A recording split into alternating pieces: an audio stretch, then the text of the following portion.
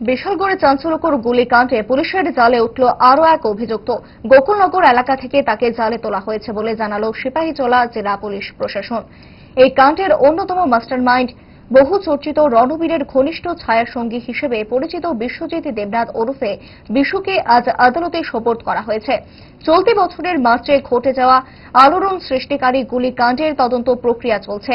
ইতিমধ্যেই এই কাণ্ডে মূল পান্ডা সহ বেশ কয়েকজন বিচার বিভাগীয় হেফাজতে রয়েছে। নতুন করে জালে উঠল বিশ্বজিৎ। গুলিকাণ্ডের সঙ্গে যুক্ত থাকা আরও বেশ কয়েকজন গা ঢাকা দিয়ে রয়েছে।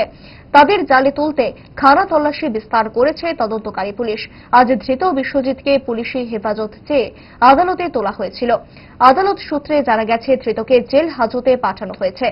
আগামী 8ই জুন জেলে অভিযুক্তের টিআই প্যারেড করবে পুলিশ।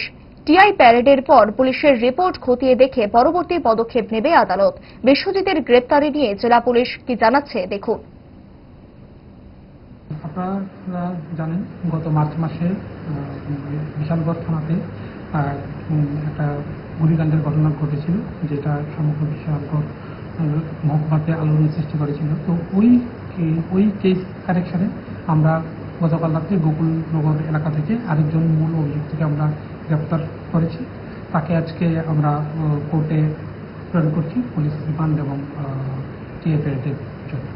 হ্যাঁ, এই মামলায় আরও বাকি যারা অভিযুক্ত রয়েছে তাদেরও আমরা দ্রুত গ্রেপ্তারের জন্য আমরা যে আইনি পদক্ষেপ আমরা গ্রহণ করেছি এবং নিশ্চয়ই তারাও পুলিশের জালে